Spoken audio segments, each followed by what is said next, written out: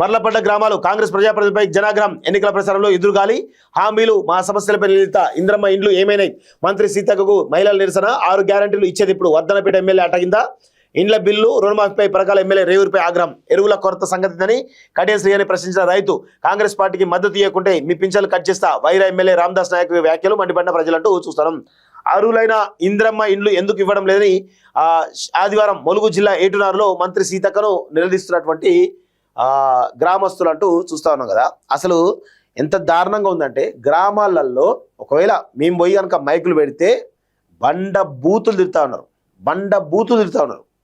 చాలా దారుణంగా ఉంది పరిస్థితి. కాంగ్రెస్ పార్టీ పరిస్థితి అధ్వానంగా ఉంది.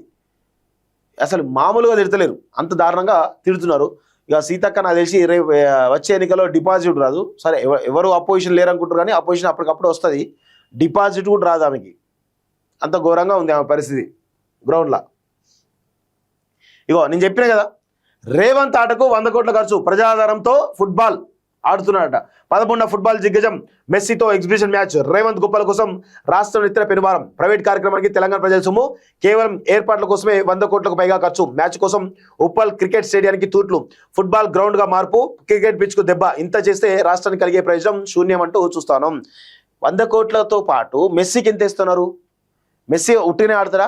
నాకు తెలిసి ఉట్టినే ఆడే పరిస్థితి లేదు. ఆయనకు ఖచ్చితంగా పెద్ద ఎత్తున కోట్ల రూపాయలు ఇచ్చి ఆడిపించేటువంటి పరిస్థితి కనబడతా ఉంది. కేవలం రేవంత్ రెడ్డి మెస్సీతో ఆట ఆడడానికి ఈరోజు అప్పుల పాలైనటువంటి తెలంగాణ నుంచి ఖజానా నుంచి మళ్ళీ అప్పులు చేసి ఆడుతూ ఉన్న పరిస్థితి కనబడతా ఉంది.